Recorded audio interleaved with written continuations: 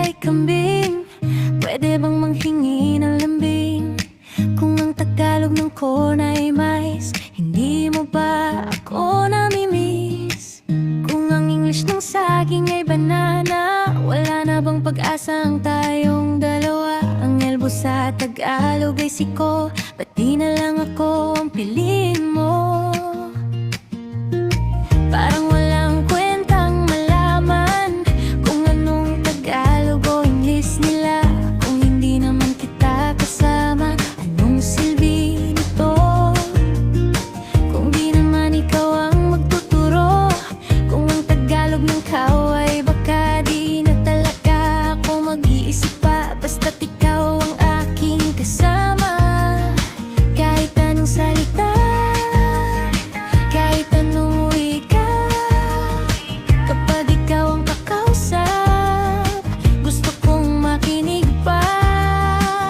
Kahit English, Tagalog, o kahit ano pa, ang gusto kong sabihin, ikaw lang talaga. Hindi ko kailangan ng dictionary, hindi ko kailangan ng vocabulary. Kahit anong salita ang sabihin mo sa'kin, ang gusto kong marinig ay mahal kita rin. Hindi kailangan ng translation, ikaw lang ang aking interpretation. Sa lahat ng tanong, isang sagot.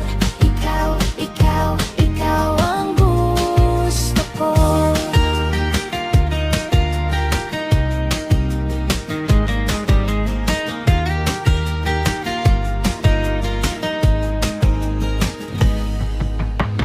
Kung ang Tagalog ng fish ay isda, pwede ba kitang makasama? Kung ang English ng puso ay heart, baka pwede tayong magkaroon ng start. Kung ang Tagalog ng moon ay buwan, pwede ba kitang laging samahan? Kung ang English ng gabi ay night, pwede ba kitang maging good night? Kung ang Tagalog ng smile ay ngiti, pwede bang ikaw ang dahilan lagi? Kung ang English ng hug ay yakap, pwede bang sa'yo ako laging lumapit? Kung ang Tagalog ng love ay pag-ibig, pwede ba kitang maging kapiling? Kung ang English ng forever ay habang buhay, pwede ba tayong hanggang dulo sabay? Hindi ko na kailangan pang magtanong, dahil puso ko'y may sariling tugon. Kahit anong wika, kahit anong salita, ikaw pa rin ang gusto kong kasama.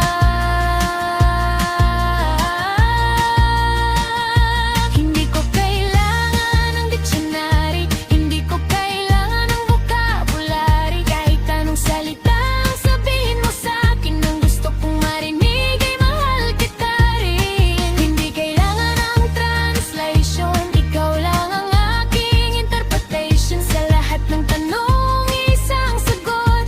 Ikaw, ikaw, ikaw ang gusto ko. Hello, he, kumusta ka? Kahit anong wika, basta ikaw ka. Yes or no, sabihin